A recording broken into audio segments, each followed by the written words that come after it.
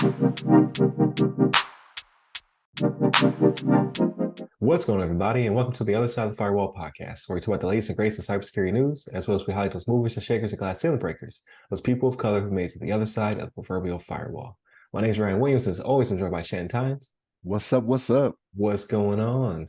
So, welcome back to another episode of the podcast. So, if you have not already, please like, share, subscribe, all that good stuff. I always forget to say. I said it, so there it is.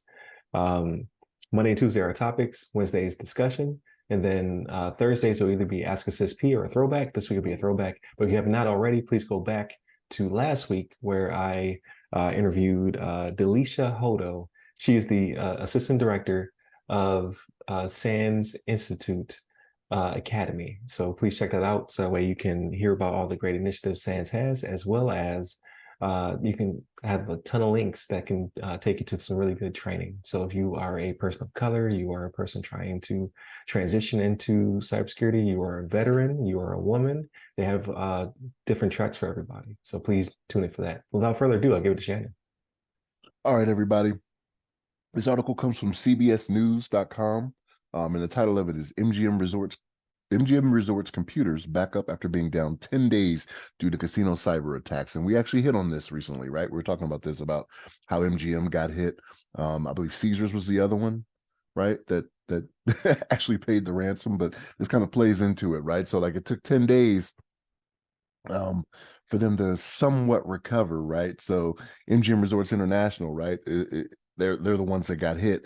And so what we have here is after 10 days, they say they're up, but they're only sort of up, right? So like, as we know, every technology rules everything now, right? So it's one of those things where, the ease of things that we're used to doing aren't necessarily working for them so much now, right? So like if you need to set a room reservation, you can usually do that online. No, that's not exactly up and running like it used to be, right? So you have to call them to make a reservation. So they kind of pushed it back some, right? Like we went back into the dark ages now, right? Like that's not how we do things now. I want to do it from my phone, my computer, you know what I mean?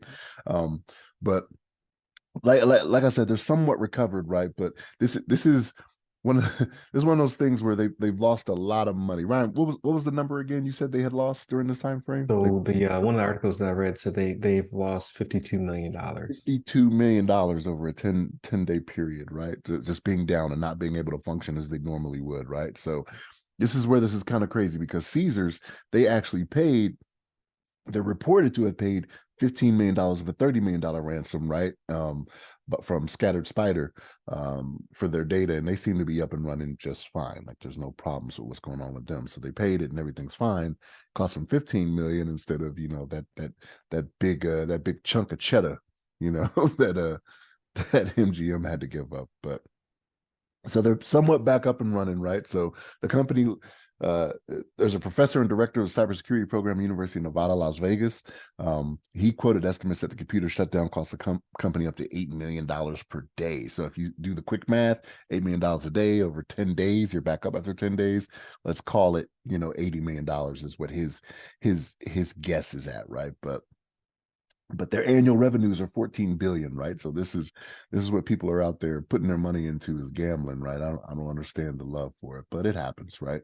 But they're saying, yeah, everything's somewhat back to normal. You know what I mean? Like, because they lost access to everything, right? So I don't know how many of you out there are like Marriott members or like Hilton members, where you can do like your keys to your rooms on your phone, because like hard keys are just not a thing in this day and age, right? Like where they give you a key, or the cards, you know what I mean, not working. Like they even have it to where you can do the key from your phone, you know what I mean?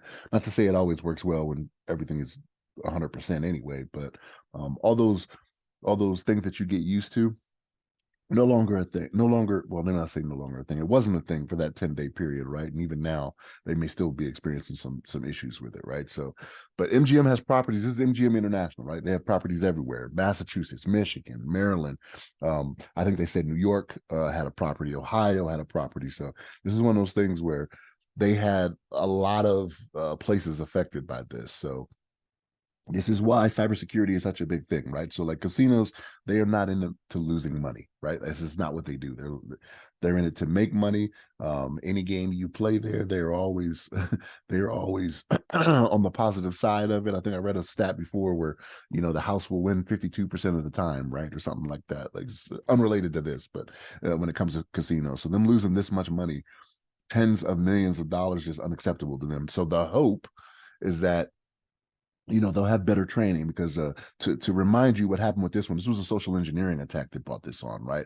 This wasn't like they weren't securing their systems like they should have. It was social engineering, which is a very popular way to do things, right? We mentioned this before that if you just look confident, Kevin Mitnick, who recently passed, if you just look confident, look like you're supposed to be somewhere, you have some type of uniform on, nobody really stops you, right? So for this one, it was a matter of a conversation that took maybe 10 minutes, for them to get in there and pretend there was someone they weren't, and then just go from there, right? Like it sprouted out from there. But good for the gamblers. They're back up and running again. You know what I mean? But it cost them a pretty penny. Estimates from 52 million, you said, Ryan, to 80 million. Right. Yeah. Somewhere in that Yeah. wide spectrum In that range, of millions of dollars. I wouldn't worry until I lost 100 million, but that's just me. But Ryan, what's your thoughts on this? Yeah, definitely. I don't know. Like I'm not big into gambling either. I buy a scratch off from time to time, right? I just got a Monopoly one. Put in five, got out 10. I'm winning. I'm beating the house. Um, I get it though for all the other resort stuff. Like they have multiple resorts and hotels and things of that nature. So people don't just go there just to gamble, right? So I can see how those tens of millions will rack up pretty fast for MGM and all of their properties. So that is definitely unfortunate. And then during the weekend, I shared a posting with you and Levon where they were paying $100 an hour for people who knew Red Hat very well, right? So they're looking for 10-hour days, 7 days a week to get them back up and running. So obviously, they still have some issues. I think there was a third article that I shared where it's like, yeah, they say they're up and running, but then when you try to book a reservation, there's a phone number associated with it. Like you go to the website, I want to book a room, say, please call the front desk, basically. So they're not 100%. When they say they're up and running, they're saying basically that you can gamble and the building's not on fire. And it'll take days to finally get right. I think the worst part of the situation is that Caesar's paid, right? Caesar's gambled differently. They're like, how much are we willing to go through in order to get back up and running? So they paid 15 million of a $30 million ransom. At least that's what's being reported, because they had to disclose some of this information because they are a financial institution to a certain extent. So they had to tell the government like, hey, we were breached. Unfortunately, I think it was their rewards members. Information could be compromised. So phone numbers, addresses, what was it? Driver licenses, things of that nature, could be up for grabs and out there. So it's unfortunate that they paid. I get it. Like they want to be up back and running very quickly. They don't want to necessarily impact their customers too much. But now you've fed a stray cat. So guess what? Now everybody's in trouble, right? Like now they know they can get 15 million for however much work they did, right? Like I don't believe they put in $15 million worth of effort to compromise these systems, but they just got a big payout. So yeah, MGM didn't pay, but now it's like, well, let's attack the next casino or the next casino, right? And see what goes from there, and see if we can bleed this dry. So it's definitely unfortunate that their competition, I guess, or partner or whatever you want to say, competitor. There you go. Paid the ransom. So we will see what the fallout is in the future. Like going to the holidays and next year, see how many more of these mega casinos / resorts are attacked because money's up for grabs. So what's crazy about this is like I can remember when Hurricane Katrina came through Mississippi. They were talking about the money they were losing at those casinos, and they're not as popular. It's not Vegas, it's Mississippi, right? But there's still casinos there. Like they were not. There was no casino that was losing an estimated $8 million a day. And like as I think on this, I'm like, why the drastic difference? Because I want to say the number that was reported was like 500,000 or $1 million a day or something like that. yeah, in Mississippi. But I'm thinking about it. I'm like, Vegas is the spot for gambling, and they got shows. They got all this Yeah, stuff going on to where they're losing more with you not paying in. Right? They still got to pay out those performers and do all that stuff. You know what I mean? right. But 8 million versus like 500,000 or a million a day, like that's a big chunk. Yeah, I used to go to the Beau Rivage. You just reminded me. So the Beau Rivage was a boat, right? I think that was the one that was the boat. I don't know Yeah, if it there or was a not. boat. Yeah. Like Katrina washed it on the shore and destroyed it. So when I went back for some training because we're our tech school, so technical training, Air Force for cyber guys and IT and all that other good stuff. Is in Keesler, Mississippi, so Biloxi, Mississippi, or Keesler Air Force Base in Biloxi, Mississippi. There you go. Um, the Beau Rivage was on the water, and when I came back, they had built a building across the street, so the boat was brand new because it was destroyed by the hurricane. So crazy stuff. Yep. Hard Rock Casino, Imperial. What was it called? Imperial Palace was one of them that got I jacked up don't pretty bad. I don't remember all of them. I remember It's, we ate at the buffet at the Grand because yeah, it I was was gonna say yeah, it where was the we buffet went. because I didn't have any money. I was in tech Yeah, school, so I was yeah. broke. But I would go to the buffets all the time. It was when I was cross training. Like I was better off than if I would have just been a student there. But even then, Gotcha. I'm not a gambler, right? They were like, "Hey, they their buffet was rated the best. Like, let's go try it out." I was like, "I'm down." Right, right. And the extra wide chairs. I always noticed that casino buffets, like the seating arrangements is different. Like they're prepared for people to sit there and get it in. Crab and cracks or cracking crabs. There you go. And things of that nature. Um, but yeah, crazy stuff. Like I'm glad that they are becoming more functional. I'm glad they didn't pay. So good on MGM. Like yeah, they are losing a ton of money, but I mean at the end of the day, like you said, the house always wins. They'll collect that money back fairly soon. If anything, just put your most aggressive uh what do they call dealers on the table, right? Win that money back in a weekend. If it happens to them again, though, I'm curious if they'll regret it. I'm curious if they'll just go the Caesars route. You know what I mean? And Knowing just pay out. Yeah. costs. Yeah, I don't like at some point it's not gonna be possible to pay. So I mean, like maybe Caesars was ahead of the game, like to get it out the way, to pay the money and whatnot. But this is national spotlight, right? Like um these breaches at this scale is going to get the government moving a little bit faster on legislation to make it impossible for companies to pay.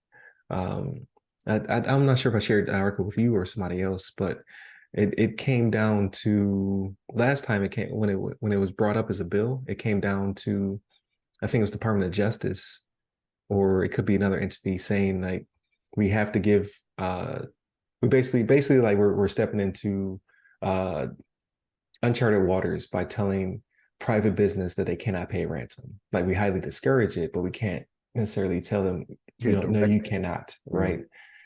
And that's kind of what turned that bill down was like, okay, we're getting too totalitarian, too authoritative. But if this keeps happening, I mean, at the end of the day, the government has to step in to protect its citizens. So if they keep getting compromised and they cannot protect themselves, and again, like this one was social engineering. In the article, it says like if somebody really wants to get the keys to the kingdom and they're persistent enough, they will. It's just a matter of can you basically uh, defend yourself from the siege for long enough for someone to step in and have your back. Like you're waiting for the second wave, you're waiting for the cavalry to show up as these barbarians try to storm the gate, so to speak. So at the end of the day, it's going to happen. How do you recover from it? How quickly do you pivot back to being normal operation? How much data can you save from being compromised? Those all things could come into question. Like the are are you are you impenetrable is not a thing anymore. You are like at some point somebody's going to get in.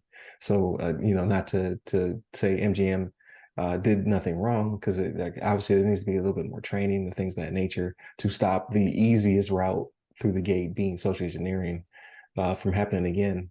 But at the end of the day, it's going to happen. So does the government have to step in to make guardrails to say you cannot pay ransoms? It's a different question. So I think the jury's still out on that. But if this keeps happening, So sooner or so my later. So my last point, I know we're running short on time, but Mhm. I'm curious if you had cyber insurance, if that would pay for the 15 million, right? Because technically it was Right. an attack that was done by social engineering, but I don't know. We'll see. Yeah, we'll definitely see what the fallout is. But definitely hit us up at all the websites that go by our name. You can hit me up personally. I'm at Security Guy.